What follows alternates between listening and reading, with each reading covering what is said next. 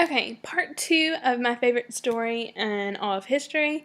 Let's continue. So we left off with the Boston Massacre and how the Sons of Liberty are using this as a form of propaganda to start trying to change the tide with the colonists so that they'll start resenting the British power and thinking that the British are abusing their power and their authority. Okay, to try to ease this tension, Parliament knows it needs to do something, so it repeals the Townshend Act. Repeal, make a note, means to take back. Okay, we all wish that the school board would repeal the uniform policy. Okay, well, the Parliament repeals the Townshend Act. Remember, with a tax on luxury goods like tea and paper and glass and paint. But the Parliament still needs to raise money to pay for this war, so it keeps the tax on tea.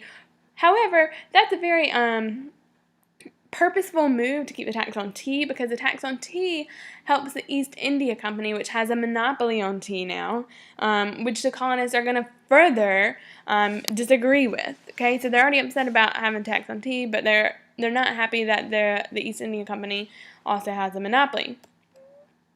All right, this leads to the Boston Tea Party. Now, there's a group of citizens in the colonies in Boston who are getting together to discuss what are we going to do about all this that Parliament and the King are doing. They're becoming very abusive of their power. We need to do something. It's very civilized. Meanwhile, the Sons of Liberty, not so civilized, have had too much to drink again. You probably see a trend here. And while the other civilians are sitting there meeting, discussing civilly what they should do, the Sons of Liberty drunk say, "Hey, I got a great idea. Did you hear that the officials tried to turn away those 3 shipfuls of tea today?" Britain had brought tea, by the way. And the officials said, "No, we don't want it. Go away." They're trying to boycott the tea tax. And the ships would not leave. And so the Sons of Liberty, in their drunken stupor, say, "I got a great idea. Let's go dress up like some Indians and go dump the tea in the harbor." And so they do. They dress up like Indians for no really good reason. And then go dump the 3 shipfuls of tea in the harbor. Okay, if you can imagine how much a ship full of tea is, imagine 3 of those in a harbor. Okay, the harbor is going to smell like tea for months. In fact, we have diary entries that go back and document like a month later after the Boston Tea Party. Walked outside today, still smelling like tea. Can you imagine? It's not like you can jump in and take a swim and just drink up some tea because the Boston harbor is contaminated.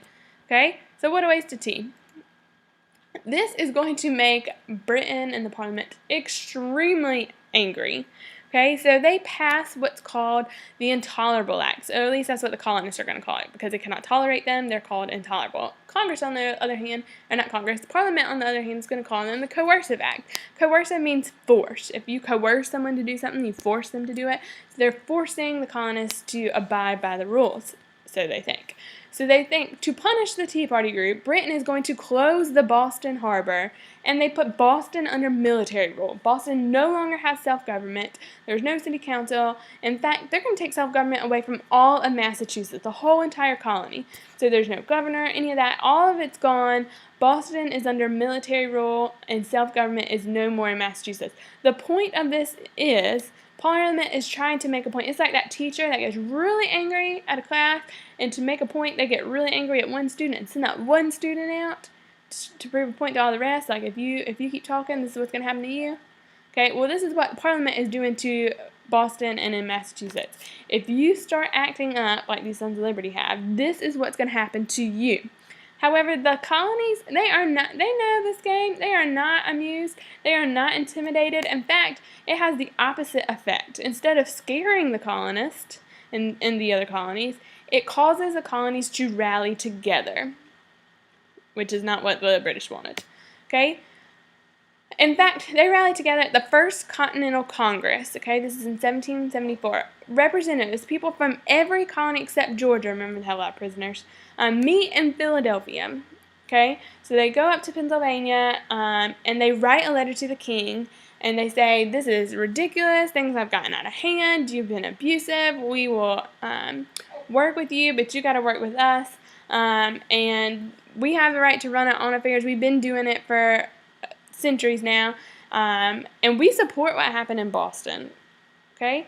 It does not declare independence. We're not that far yet. We're not ready to declare independence, but they're a little bit angry, and they're trying to, work with the king and, stand up for themselves. In fact, they say if anything major happens, these representatives will get back together. So they write their letter, they send it off, they promise if anything else major happens in the colonies, that this Congress will reconvene. Okay, the king essentially ignores the letter, called the Declaration of Rights and Grievances, and then something major happens, and that something major is the Battle of Lexington and Concord. This is in 1775, and is nicknamed the shot heard around the world because it is the beginning of the war between the colonists and the British. Okay, this is Massachusetts right here, and basically, so you can see where Boston is. Boston is under military rule, remember, and basically what happens is the British military decides that they need to go take care of some weapons that the colonists have started stockpiling. Colonists have, anticipated war, especially Sons of Liberty, on the brink of happening, and so they start stockpiling weapons and arsenals in Lexington and in Concord. So the British come in, and their plan is to go capture Lexington and get the weapons, and then go to Concord and do the same. This is the famous story of where supposedly Paul Revere said the British are coming, except that Paul Revere's not actually the one who said that. But the Midnight Riders go and spread the word. Basically what happens is you can see the British forces of the Black Line, they come in and they go to Lexington. All along the way, the Midnight Riders are trying to say, telling the colonists, the British are going to Lexington, get your weapons, be prepared, we want to defend it. They get to Lexington. It's too late. The British take it pretty easily. However, we have a lot more colonists prepared in Concord at the time. And so when the British show up in Concord, they are very surprised to see the resistance that they face, and they end up losing the battle, actually. So it's a close one, but the colonists beat the British in this battle. And this is the first indication to the English that this idea of keeping our colonies, might not be as easy as we anticipated. This idea of keeping them in check and in line and forcing them to abide by our rules might not be as easy as we thought it would be. Okay, so that's Lexington and Concord.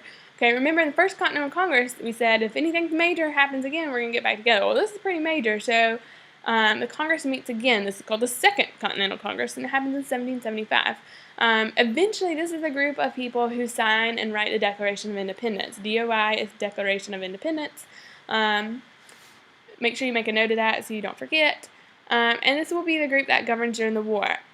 But they meet for a long while before they actually decide to declare independence. There's still some people who are, dragging their feet and are like, maybe we should negotiate with the king. Here's a famous picture. A lot of people think this is signing the Declaration of Independence, but this is the committee. Here's a committee led by Thomas Jefferson who present to the Congress the first draft of Declaration of Independence.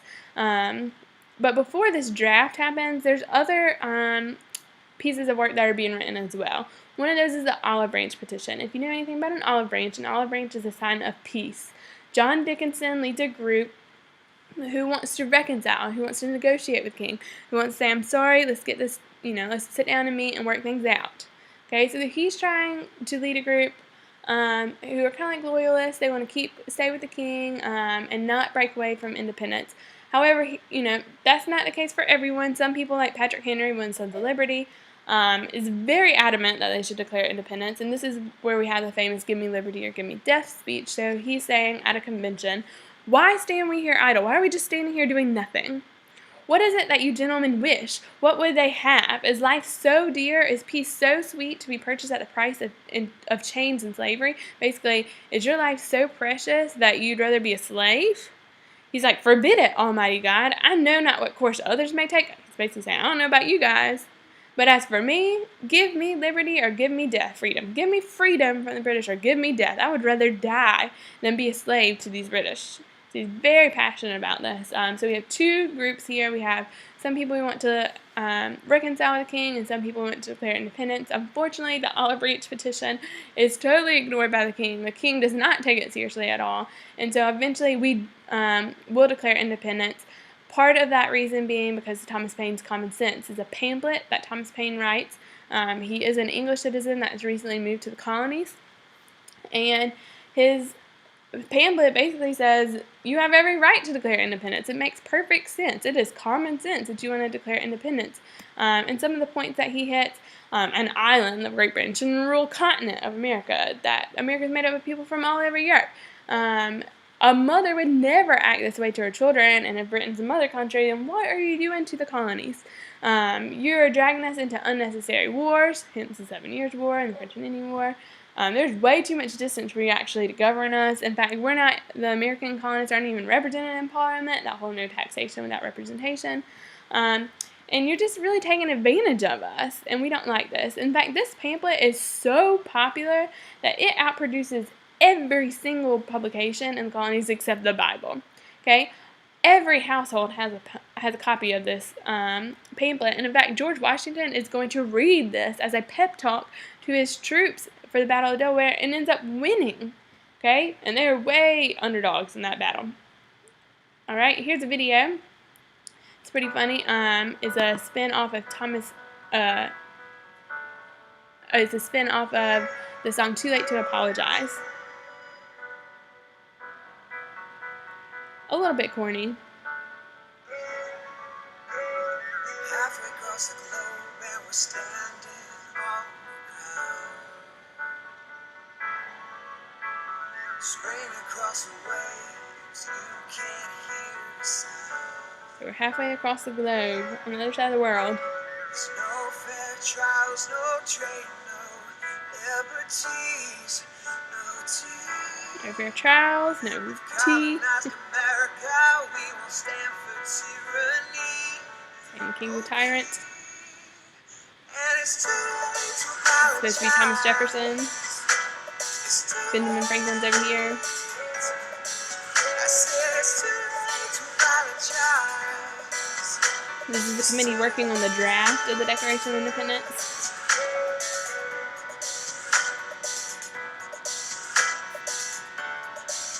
As I said, they're a little bit of a drunk. Page of foolish tax, read the acts, and they just won't do. Wanna make it clear we believe this much is true. All men were created with certain unalienable rights. Among these, life, liberty, and the pursuit of happiness. It's too late to apologize. It's too late. I said it's too late to apologize. It's too late.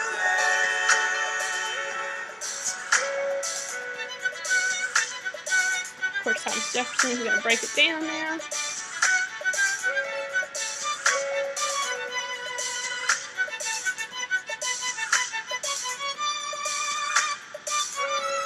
And at this point in the video, it's going to start to get a little bit weird. You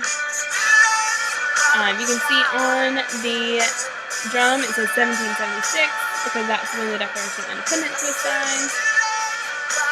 And if you'd like to watch the rest of the video, it's on my website, but we're going to move on because they're just going to sing the chorus now, and you get the gist. Alright, so Declaration of Independence in your notes, 1776, is a letter to from the colonists to the king in which they break up with England. They declare independence.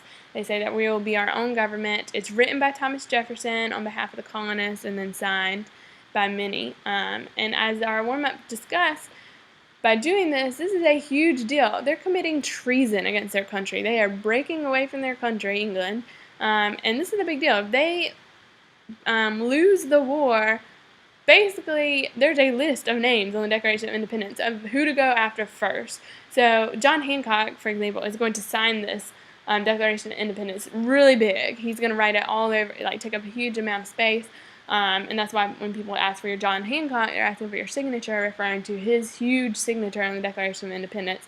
He's basically saying, you know, if we lose the war, come at me, what you going to do? My name's up here big. And other people might write smaller and hope that the king can't make out their name. But basically, this is the beginning of the war. The Second Continental Congress is going to govern during this war. And as you know, the colonists eventually win, and we become the United States of America.